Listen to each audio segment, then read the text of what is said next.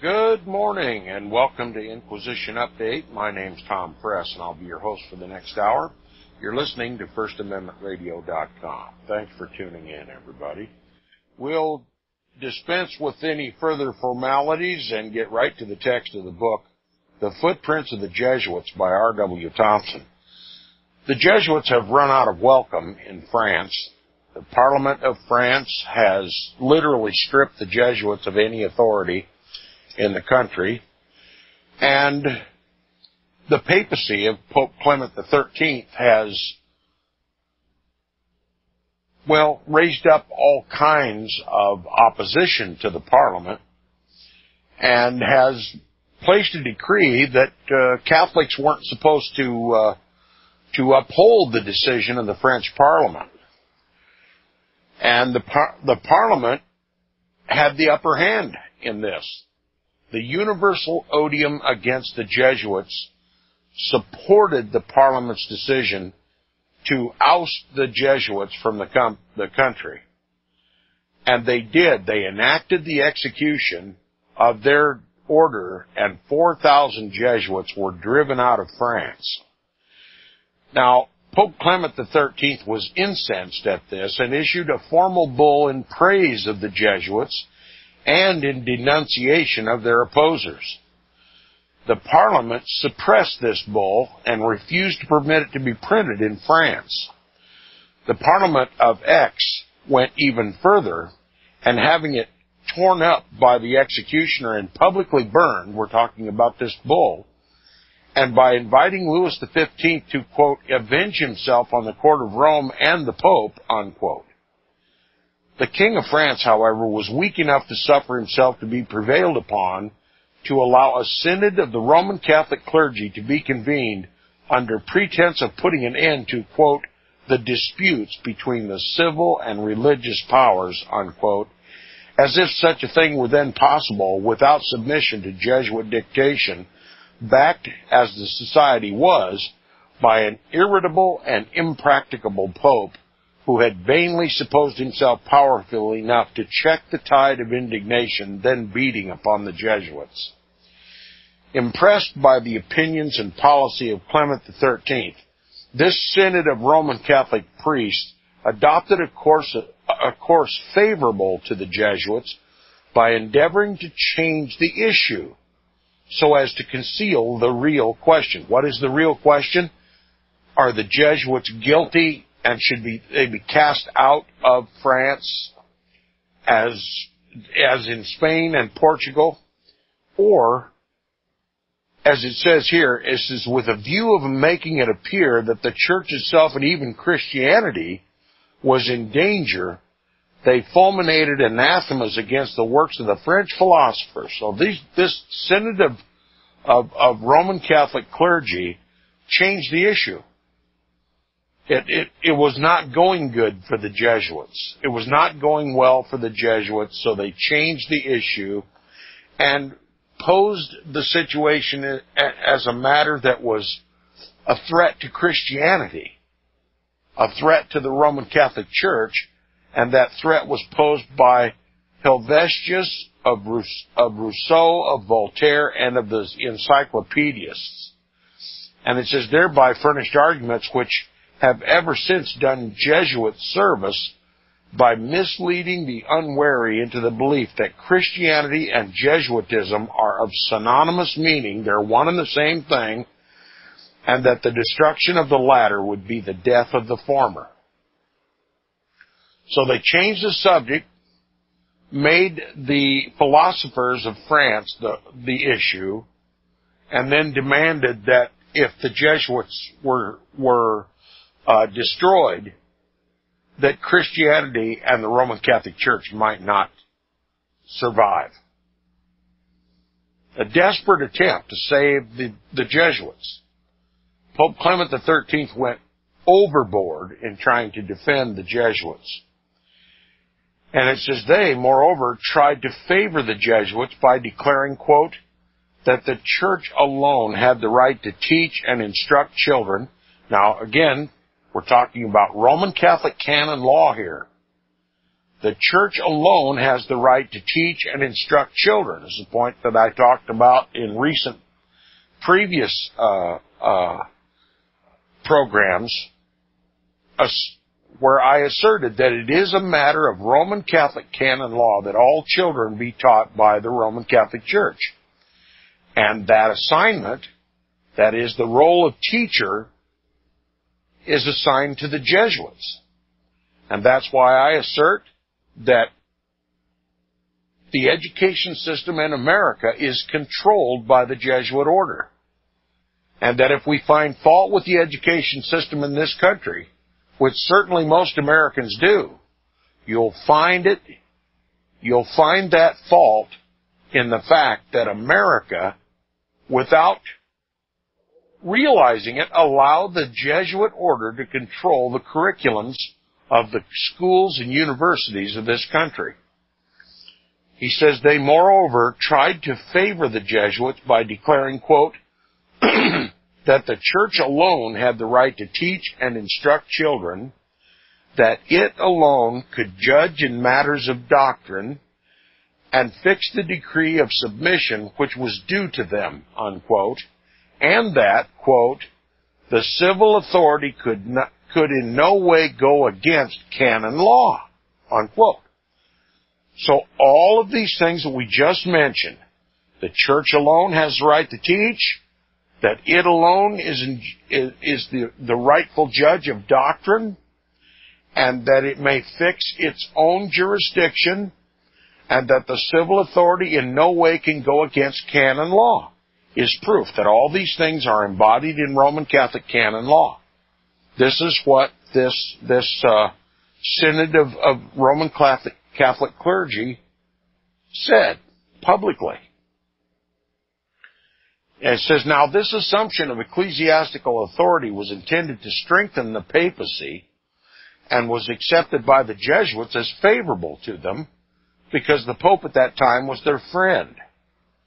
But the Parliament of Paris could not fail to see that if recognized, it would place the papacy above the state and France at the mercy of the Jesuits, at least during the pontificate of Clement XIII. So clearly, Parliament understands what it means to, in a roundabout way, give the papacy sovereignty and supremacy over the civil government of France. Would to God that the United States would come to the same conclusion and rebel against the papacy and kick the Jesuits out just as did France. But we hear no talk about the influence of the Roman Catholic Church over our government. It's considered to be Catholic bashing. It's considered to be religious bigotry. But all of history dictates that if left alone, the Roman Catholic Church, with the help of the Jesuits, take control of all matters of state. That's exactly what ails the United States today. The Roman Catholic Church, with the aid of the Jesuits and all their minions, their secret society minions in this country, have taken control of the civil government of the United States. There's been a government overthrow in this country unbeknownst to the American people, and no one dare speak about it in this country for fear of being called a religious bigot. France had the courage to stand up against the Jesuits and against the Pope. France, a Roman Catholic country, would not allow the church and state to be united and would not allow the papacy and the Jesuit order to dictate governmental affairs, civil affairs, as does the United States of America. A Protestant nation, so-called. The author continues, he says, it therefore declared it to be, quote, derogatory to the authority of the government, unquote, and prohibited the people from obeying it. In consequence of this, parliamentary opposition, the prelates who had shaped the course of the synod were driven to the necessity of seeking the aid of King Louis XV so as to avenge themselves upon the enemies of the Jesuits by means of the royal power. The king, who was then, quote, reeking from his debaucheries, and we won't get into it, but King Louis XV was a womanizer par excellence, and lots of sexual intrigue and one thing and another. And look, he was obviously depending upon the Jesuits for absolution and tolerance of his corruption and debaucheries. It says the king, who was then, quote, reeking from his debaucheries, unquote, for which he found shelter in the acquiescence of the Jesuits, succeeded in obtaining an edict which annulled the decree of Parliament. So here again, the Jesuits have pitted the king, the royalty, against the Parliament, representing the people, right? Now it says, encouraged by this success, the Jesuits demanded their restoration to authority, supposing that with the king and the pope both on their side, they would then be able to triumph over all opposition. This is how the Jesuits work historically. This is how they defeat their foes. They coddle up to the most powerful and the most advantageous. They're opportunists. They are opportunistic. Okay, they're not led by morals or any sort of justice. You know, this goes along with their motto, the end justifies the means. In other words, whatever end that they find desirable, whatever means they find to achieve that end is also desirable. No morality whatsoever in the operations of the Jesuits. Now it says, but their parliamentary antagonists were not overcome so easily and rallied sufficiently to obtain another decree against them, not less condemnatory than that which had been temporarily suspended. Meanwhile, hostility to the Jesuits was rapidly increasing throughout Europe, which incensed them the more, inasmuch as they would not abate their extreme demands and could compromise nothing without an acknowledgment of their wrong, which they were never known to make. The Jesuits never acquiesce. They never admit to doing wrong. Now, Spain then followed the example of Portugal, and the king, Charles III, expelled them from his dominions. Thus, at the time referred to, they were expelled from the territories of the three great Roman Catholic states, Portugal, Spain, and France. You see how significant this is? All three, the most powerful Roman Catholic states in Europe at the time, had kicked out the Jesuits. This is what America needs. It was Roman Catholics who demanded that the Jesuits be kicked out of the country. And this is why I say if Roman Catholics in this country could ever come to grips with the reality that history is literally repeating itself in the United States, it would be not Protestants, but Catholics who would rise up and demand that the Jesuits be ousted from this country and have no more influence in education or civil affairs.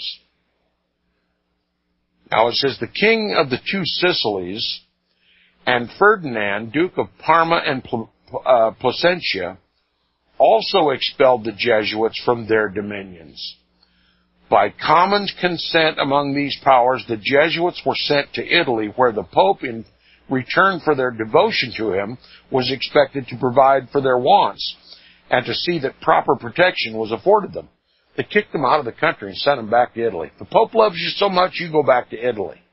Okay?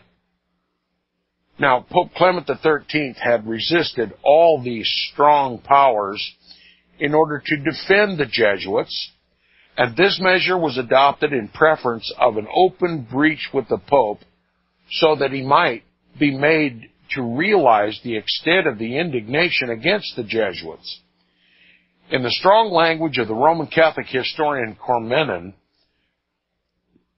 who, although Roman Catholic, is intensely hostile to the Jesuits, he says, quote, "The soil of Italy was polluted by this unclean slime which the nations had rejected and which they had sent back to Rome, the fountain of all corruption," unquote. This is a Roman Catholic historian, Cormenin.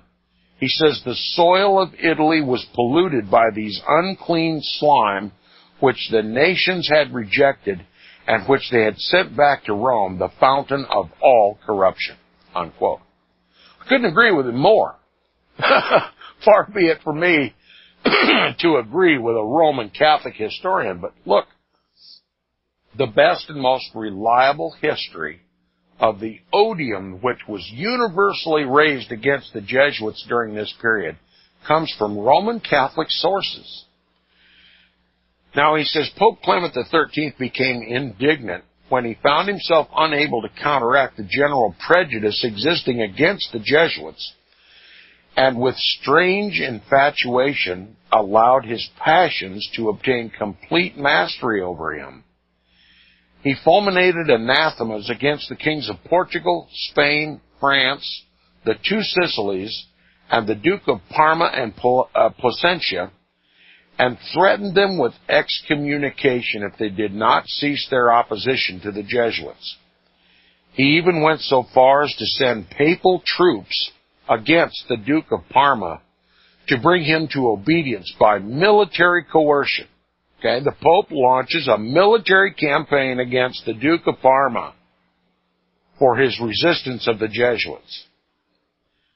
He relied upon military force to impose the Jesuit control of the Duke of Parma. Now, but the other powers were not alarmed by the sound of the pontifical thunder, and the kings of France, Spain, Portugal, and Naples promptly pronounced against the Pope and prepared to punish him for marching an army against the Duke of Parma, whose policy toward the Jesuits was the same as their own. Even Louis XV was induced by Choiseul, his minister, to unite upon this point with their other kings. Thereupon, the king of the two Sicilies invaded the papal province of Beneventum with an army, intending thereby to teach the Pope that he was transcending his legitimate powers as head of the Church. Okay? Again, Roman Catholic countries willing to admit that the Pope is the head of the Roman Catholic Church, but insistent that he had no authority in civil affairs. Now it says the bull of the Pope was torn up at the courts of Portugal, Spain, and Parma, and by the Parliament of Paris. Okay? Here is open rebellion by Roman Catholic governments against a papal bull.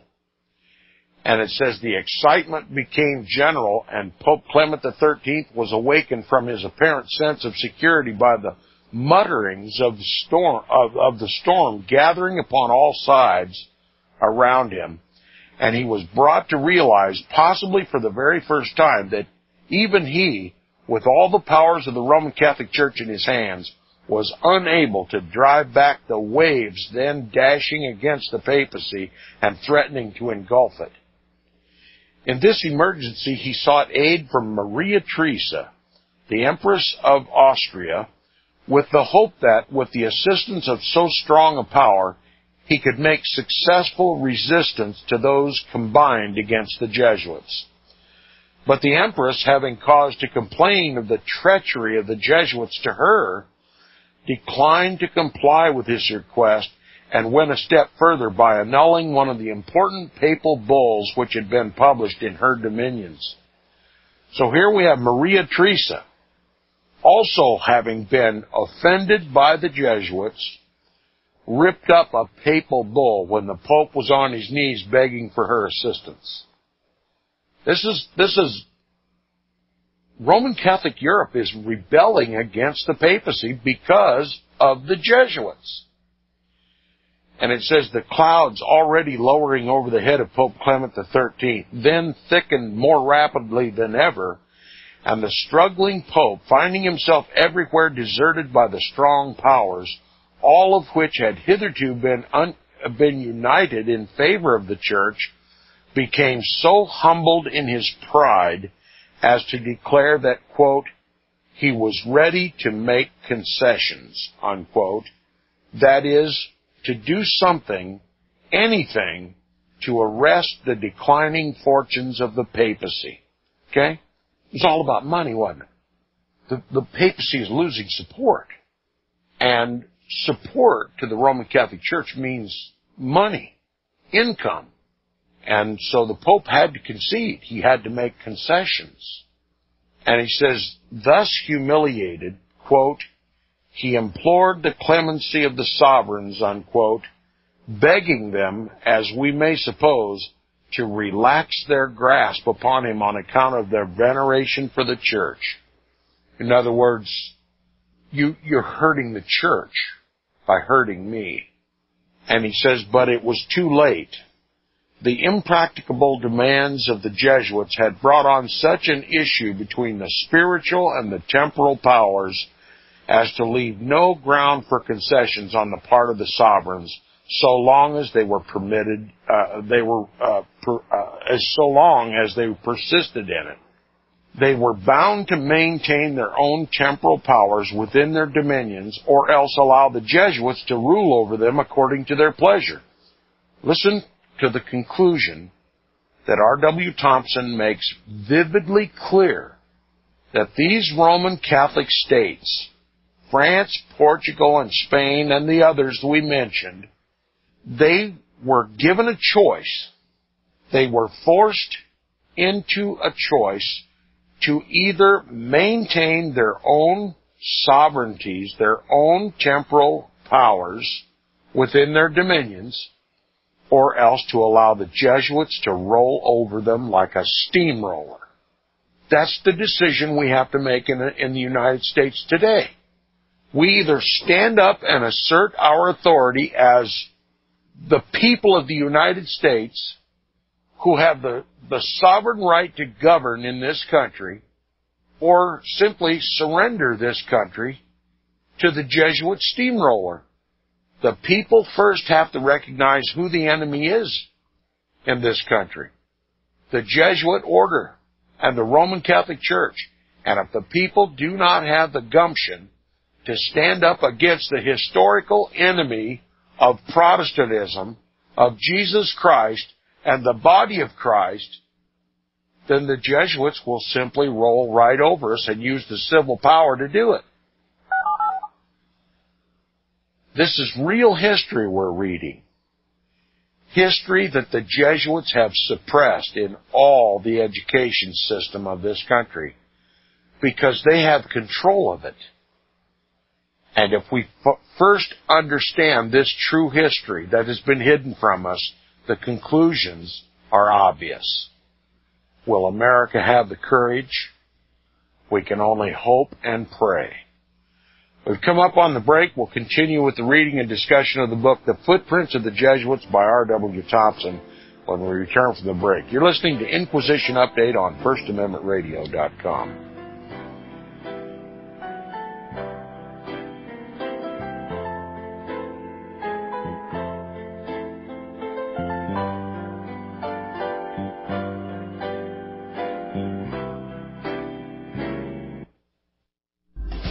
Years ahead of the dominant media, FirstAmendmentRadio.com and FirstAmendmentRadio.net. 100 days, 100 subscribers at $7 will bring FirstAmendmentRadio.com to the minimum level necessary to sustain it through 2015. Go to support.FirstAmendmentRadio.com. $7 a month. Really, you can afford that for our Protestant First Amendment rights and the gospel of the kingdom message. Where your heart is, there will your treasure be also. Go to support.FirstAmendmentRadio.com. I know you all want answers, and believe me, so do I, and I'll do my best to get them. Have you seen the Left Behind movies? Have you read the Left Behind fictional book series? Not everyone believes Left Behind is true prophecy. Some may even regard as conspiratorial the mainstream re-release of the Left Behind movie with actor Nicolas Cage portraying the main character as an attempt to further reinforce in the minds of all this perception of false prophecy in order to condition the masses for the play about to begin. Because they see the world stage shaping to fulfill what they have been led to believe is sound biblical interpretation, a Left Behind rapture scenario, this false view of prophecy is reinforced in the mind, not only of its adherents, but also includes those who have been merely exposed to the specific media. Is it possible that false prophecy can be fulfilled? The rapture theories have always been in dispute. Pre-trib, mid-trib, and post-trib disputes have risen up in exclusively evangelical circles of recent history, so that when true believers don't suddenly disappear, this element will easily go by the wayside when all see a new Jewish temple begin to be built. Will this be part of the great delusion that will come upon the whole earth? It seems that this great prophetic delusion has already overcome practically the entire American evangelical and Christian world. Get the book, The Rapture Will Be Canceled. To learn more, visit crosstheborder.org. That's CROSS, crosstheborder.org.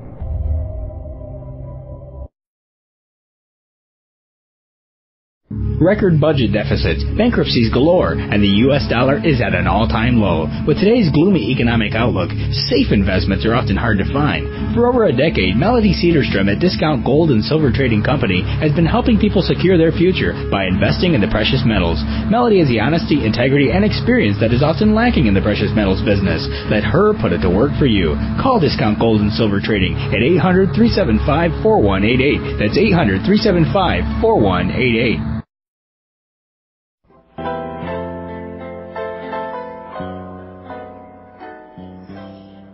Welcome back from the break. You're listening to the second half hour of Inquisition Update on FirstAmendmentRadio.com.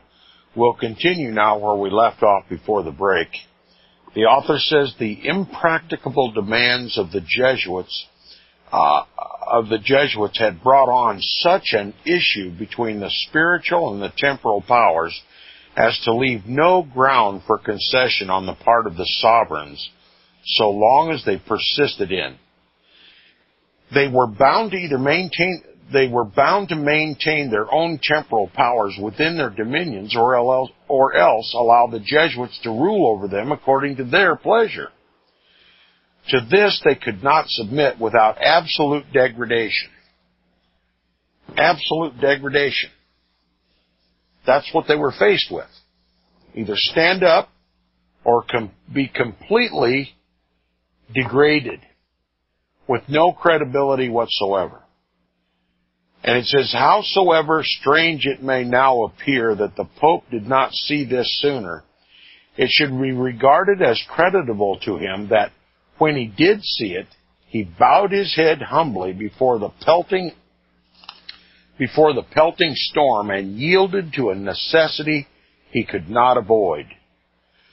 Due credit should not be withheld from the man who does right, even at the last extremity, especially when, in this case, after Clement XIII decided to change his course, he went to the extent of promising the sovereigns that, quote, he would pronounce the abolition of the society, that is, the abolition of the Jesuits, in a public consistory, unquote, and leave the Jesuits to suffer the consequences of their own folly.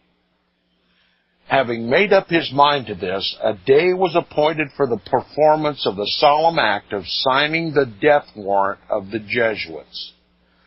But this postponement led to a result which had not been dreamt of, one that furnished new evidence of the capacity of the Jesuits for intrigue. During the night preceding the day appointed for the public ceremony of announcing the abolition of the Jesuits, Pope Clement XIII was suddenly seized with convulsions and died, leaving the act unperformed and the Jesuits victorious. Cormenin, remember this Roman Catholic historian, Cormenin, writing in France, where the Jesuits are better known and understood than here, records this event in these terse and expressive words, quote, "The Jesuits had poisoned him," unquote. So we have Clement XIII, the night before the day appointed to make this public dissolution of the Jesuit order, was poisoned by the Jesuits. Now it says the Jesuits do not, of course, agree with this account of the manner and circumstances of the Pope's death. They admit that it was sudden and that it occurred at the time named, but attributed it to the intense sufferings he endured in consequence of his sympathy for them on account of their persecution and his inability to extend further assistance to them. See how the Jesuits twist history? And it says, de Montor says he died from a sudden fit of coughing, and we might suppose de Montor was a Jesuit historian. Says Pope Clement XIII died from a sudden fit of coughing brought on by a pulmonary disease. The Jesuits admit, however, that the Spanish and French ambassadors had presented to him memorials from their respective governments asking for the abolition of the society, and insist that he shed tears in consequence and expired a few days afterwards. In other words, the demand of these Roman Catholic countries to suppress the Jesuits literally drove him to a death resulting from the grief of such an act. It says, but the manner of his death is of no special consequence now, since it is more important for us to know that at the time of it, he left undecided the matters with reference to the general conduct of the Jesuits, which his predecessor had directed to be investigated. His defense of the Jesuits had manifestly been the result of previous and general convictions, and not his deliberate judgment upon the actual condition of affairs with which they were connected, either in India, China, Paraguay, or in European states beyond the limits of Italy. The facts had not been sufficiently developed for final pontifical action, and therefore he acted upon impressions rather than evidence. We shall soon see that when the evidence was afterwards fully obtained, the results reached by his successor was not only fully justified, but inevitable and unavoidable. It required 3 months to elect a successor to Pope Clement XIII. The cardinals were divided into two parties, one supporting the Jesuits and the other the governments of France, Spain, and Portugal, united in opposition to them. The former desired to subject, now listen to this carefully. Sometimes my voice gets a little monotonous and you drift off in your attention. Listen to this. The former, that is, this party of cardinals who are in support of the Jesuits, it says the former desired to subject all civil governments to Jesuit dominion. Did you know that there are a body of cardinals, or at least there were at this time? I assert there still is. A matter of fact, now today it's the prevailing sentiment among the cardinals in Rome, because we have a Jesuit sitting on the papal throne for the first time in history. But at this time, there was a body of Jesuits, or a body of Roman Catholic cardinals who were in support of the Jesuits, who insisted that all civil governments must be subject to Jesuit dominion. Okay, that's something we are loath to admit in America, that some outside force, some foreign power, is in control of our government, but that's in fact the truth. It's the official demand of at least at this time, this body of cardinals that insist that all civil governments be subject to the dominion of the Jesuits. That is, the United States government, just as well as the government of France, Spain, and Portugal, should be subject to the authority and dominion and control of the Jesuit order. Again, I want to read this so it sinks in for those who may yet remain doubtful that the Jesuits have any significant power or influence in our government. He says the former desired to subject all civil governments to Jesuit dominion. The latter, the other group of cardinals, insisted that the church and the state should remain each free and independent of the other in its own domain. So, let's chew on this a little bit. We have the College of Cardinals who are in charge of electing a successor to Pope Clement XIII are divided. One half of the cardinals supports the Jesuits, inserts that all the governments of the world should be subject to the Jesuits. In other words, a complete harmonious union of church and state. And then the other group of cardinals are for a separation of church and state. You see, you hear all this discussion. Is there really a wall of separation between church and state embodied in the Constitution? You see, this isn't a new argument. This is as old as Roman Catholicism itself, the union of church and state. Rome demands the union of church and state. And if the American people allow any discussion about a union of church and state, they have acquiesced to Jesuit authority in the government. If we don't demand a complete and permanent and impermeable wall of separation between church and state, we have, in a sense, acquiesced to have complete control by the Jesuits. And I assert, unless the American people are willing to stand up and demand that wall of separation be adhered to and complied with, the Jesuits have full sway in Washington, D.C., and there's no complaint that can be brought against them. And maybe that's why the American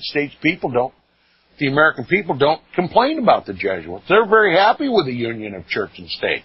They're deceived in thinking we need to have a Christian nation here. Now, I believe it ought to be a Christian nation, not a Roman Catholic nation. They are diametrically opposed, as is Christ and Antichrist. Now, this is why I say over and over and over again, for the light to ever be shed upon this nation, we must acknowledge the Roman Catholic Church for what it is and stop calling it Christianity. It is not Christianity, it is anti-Christianity.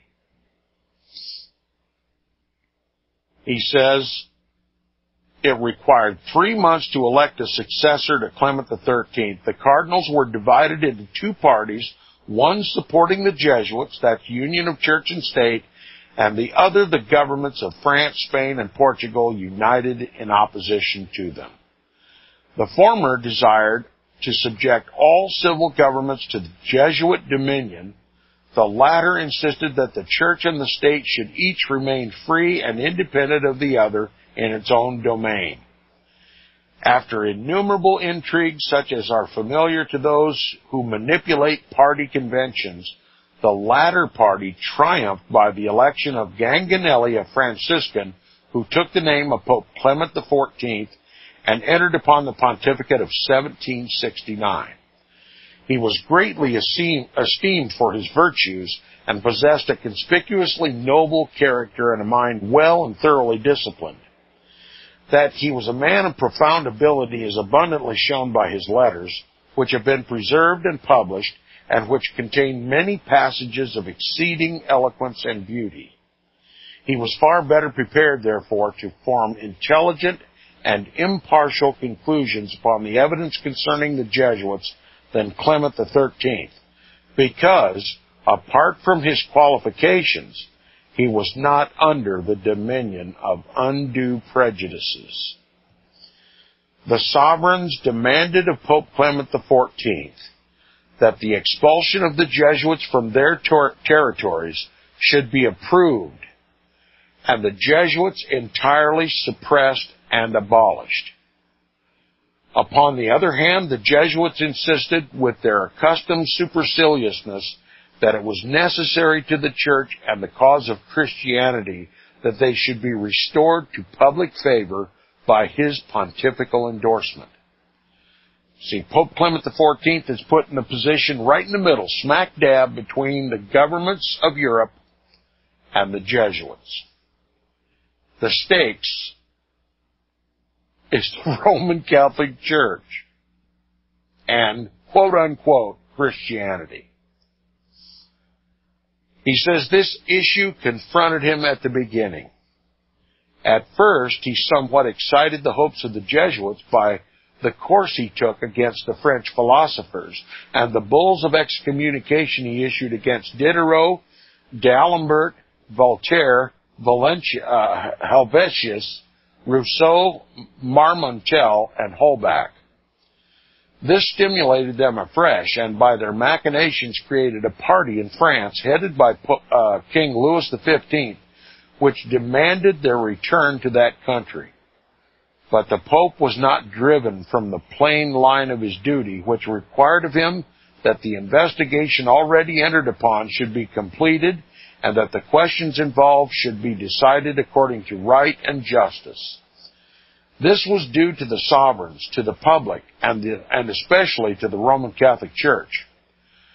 Cormenin says he was suspicious of being dealt with like his predecessor. In other words, he was afraid of being poisoned. It says Cormenin says he was suspicious of being dealt with like his predecessor, and that he took the necessary precautions to guard against it by substituting a faithful monk for the cook of the Quirinal, so as to guard against the possibility of poison. Howsoever this may have been, he persevered in his course with the courage of a man who fears no evil when in the faithful discharge of his duty. Resolved, however, not to act with undue haste, but to have all the matters brought fully before him, together with the evidence bearing upon them, he continued the investigation for a period of 4 years, so that when his final decision was made, the world should be convinced that it was the result of calm deliberation and honest conviction.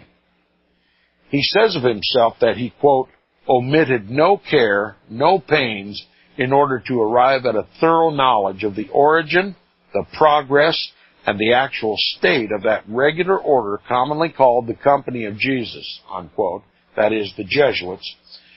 And Ranke, the great historian, says he, quote, applied himself with the utmost attention to the affairs of the Jesuits, unquote, and adds that, quote, a commission of cardinals was formed, the arguments of both sides were deliberately considered, unquote, before his conclusion was announced.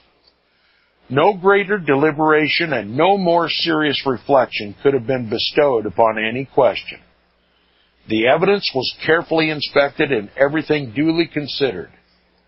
The scales were held in equipoise until the preponderance of proof caused the beam to turn against the Jesuits, when he was constrained by a sense of duty to the Church, to Christianity, to the public, and to his own conscience, to announce the result which gave peace and quiet to the nations and joy to the great body of Christians throughout Europe. This he did on July 21st, 1773, by issuing his celebrated bull, Dominus Ac Redemptor, called by the Jesuits a brief, by the way, whereby he decreed that, quote, the name of the company shall be and is forever extinguished and suppressed, unquote, that, quote, no one of them do carry their audacity so far as to impugn, combat, or even write or speak about the said suppression, or the reasons and motives for it, unquote, and that the said bull of suppression and abolition shall, quote, forever and to all eternity be valid, permanent, and efficacious, unquote. So right away we have to acknowledge that Pope Clement XIV is said to have issued a papal bull by the title Dominus Ac Redemptor. A papal bull is the highest form of pontifical thunder. It is graced with the aura of papal infallibility. It is as if God spoke. There is no return from a papal bull. They can't rescind them. Otherwise, they destroy the pretended infallibility of the Pope. But the Jesuits, knowing this, have called this decree of the Pope a brief, which differs from a papal bull. A brief is said to be not under the grace of infallibility. In other words, it's advisory in nature, and not a pontification, as it were. And it can be rescinded or changed or altered or suspended. Now, this is what the Jesuits do as to give the papacy an excuse to dismiss this bull by Pope Clement XIV. Now, it makes it pretty clear from the language taken from the bull, and one may argue it was a brief. I don't care one way or another, but the language seems pretty definitive that the Jesuits will be forever suppressed and abolished, and that no one may raise a defense of the Jesuits. Okay, it is to be held forever and to all eternity as valid, permanent, and efficacious. Sounds pretty infallible to me, doesn't it to you? But nonetheless, the Jesuits continue to argue that Pope Clement XIV, his issuance of this decree was simply a brief. Now, R.W. Thompson continues, he said, it is well to observe before further comment upon this important papal decree that it had the effect to increase the apprehensions with regard to the personal safety of the Pope. Okay? Pope Clement XIV knew he had signed his death warrant when he abolished the Jesuits. And he says the manner in which Clement XIII had met his death on account of the mere promise to suppress the Jesuits was well calculated to excite the fear that the same fate might befall Clement XIV in revenge of their actual abolition. Hence, all the avenues of approach to the Pope were carefully watched, and the utmost precautions employed to guard against the possibility of poisoning. These were successful for about 8 months, when a peasant woman was persuaded by means of a disguise to procure entrance into the Vatican and offer to the Pope a fig in which poison was concealed. Clement XIV was exceedingly fond of this fruit and ate it without hesitation. The same day, the first symptoms of severe illness were observed, and to these rapidly succeeded violent inflammation of the bowels. He soon became convinced that he was poisoned and remarked, quote, "Alas, I knew they would poison me, but I did not expect to die in so slow and cruel a manner," unquote. His terrible sufferings continued for several months. When he died, quote, "the poor victim," unquote, says Cormenin, "of the execrable Jesuits." A Roman Catholic historian, Cormenin, undoubtedly opposed to the Jesuits, nonetheless points the finger at the Jesuits for claiming their second pope who attempted to abolish the Jesuit order. Now he says, so much has been written about the manner of this pope's death that if it all were repeated, some would still continue to doubt about it. The Jesuits treat the foregoing account as a malicious libel, denouncing it with their usual virulence. There is, however, to say of it that it has some strong affirmative proof in the fact that a post-mortem examination of the Pope's body revealed the presence of poison, as was reported to his government by the Spanish ambassador then at Rome. There were probable grounds, certainly, for believing that he was poisoned by the Jesuits, and that it was the result of their doctrine that it was not criminal, but rather the proper service of God to assassinate their enemies.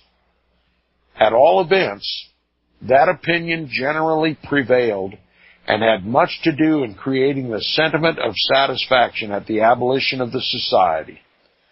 This satisfaction extended throughout all the Roman Catholic countries. That's right, all of Roman Catholic Europe were in jubilation. Maybe quietly, but they were all happy that the Jesuits were out of the picture. It says this satisfaction extended throughout all the Roman Catholic countries. There was no complaint against it except among the Jesuits themselves, because as it was the solemn act of the Pope and consequently of the Church, even those who may not have desired it were disposed to acquiesce. It pacified the minds of the great body of Christians, because they could see that a serious and exciting cause of disturbance had been removed.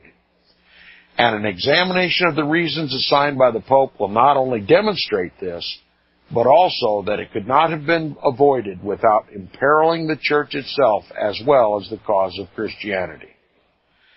We've seen how cautious Clement XIV was to examine the whole matter thoroughly, and that for this purpose he continued the investigation for 4 years, in addition to what had been previously done, hearing everything that could be said upon both sides and carefully weighing all the evidence. He even went so far as to appoint a commission of 5 cardinals and several prelates and advocates to assist him in the examination, all of which he would have omitted if he had been disposed to prejudice the cause of the Jesuits or to inflict unmerited injury upon them. We've run out of time. We'll continue with our reading and discussion of the book, The Footprints of the Jesuits by R.W. Thompson on the program tomorrow. Thanks for listening, and we'll see you tomorrow. You're listening to Inquisition Update on FirstAmendmentRadio.com.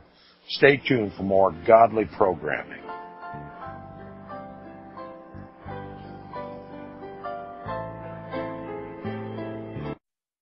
Visit crosstheborder.org, CROSS, crosstheborder.org, to get your print, EPUB, or PDF version of the book, The Rapture Will Be Canceled. That's crosstheborder.org. I know you all want answers, and believe me, so do I, and I'll do my best to get them. Despite Nicolas Cage's promise to do his best to get left behind rapture answers for us, don't hold your breath. Not everyone believes Left Behind is true prophecy. Some may even regard as conspiratorial the mainstream re-release of the Left Behind movie, with actor Nicolas Cage portraying the main character, as an attempt to further reinforce in the minds of all this perception of false prophecy, in order to condition the masses for the play about to begin. If you want true Bible prophecy answers, get the book, The Rapture Will Be Canceled. The author exposes the Latin rapture origin, the 7-year tribulation deception, true Bible revelation of Daniel's 70 weeks, the abomination of desolation, the restrainer, America in the Revelation, the image of the beast and the mark of the beast, and the truth about God's chosen people, and so much more about Bible prophecy. This book will shatter the left-behind paradigm of future events. Get the book, The Rapture Will Be Canceled. Visit crosstheborder.org, CROSS, crosstheborder.org, to get your print, EPUB, or PDF version of the book, The Rapture Will Be Canceled. That's crosstheborder.org.